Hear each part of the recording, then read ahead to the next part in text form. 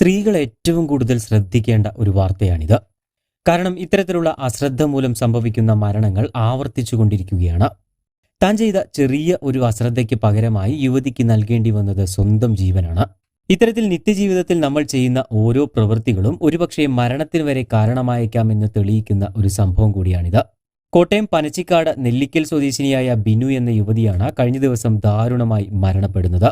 ചിങ്ങവനം ചന്തക്കവലയിൽ ഒരു പേപ്പർ മില്ലിൽ സൂപ്പർവൈസറായി ജോലി ചെയ്തു വരികയായിരുന്നു ബിനു. ഇതിനിടെ കഴിഞ്ഞ ശനിയാഴ്ച വൈകിട്ട് 5:30 സംഭവം നടക്കുന്നത്. മില്ലിലെ മെഷീൻ പ്രവർത്തിച്ചുകൊണ്ടിരിക്കുന്നതിനിടെ ബിനു ധരിച്ചിരുന്ന ഷോൾ മെഷീനിന്റെ ബെൽറ്റിൽ കുടുങ്ങുകയായിരുന്നു. ഇതിനു പിന്നാലെ യുവതി പൊടുന്നനെ തെറിച്ചു വീഴുകയും ചെയ്തു. തലയടിച്ച് നിലത്ത് വീണ ഗുരുതരമായി പരിക്കേറ്റ ബിനുവിനെ ഉടൻ തന്നെ സമീപത്തെ ആശുപത്രിയിൽ എത്തിച്ചുവെങ്കിലും ജീവൻ രക്ഷിക്കാൻ സാധിച്ചില്ല.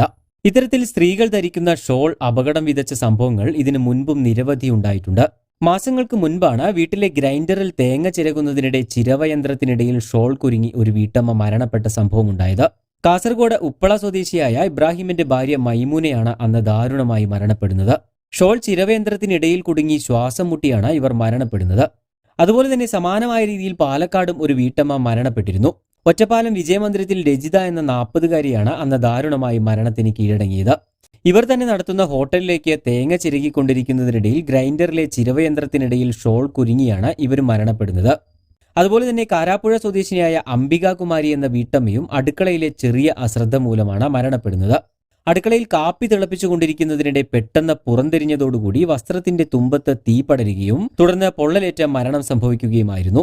കഴിഞ്ഞ മാസമാണ് ഫ്ലോർ മില്ലിലെ ബെൽറ്റിനിടയിൽ ഷോൾ കുരുങ്ങി ജീവനക്കാരിയായ ഒരു സ്ത്രീ മരണപ്പെട്ട വാർത്തയും പുറത്തുവന്നത്.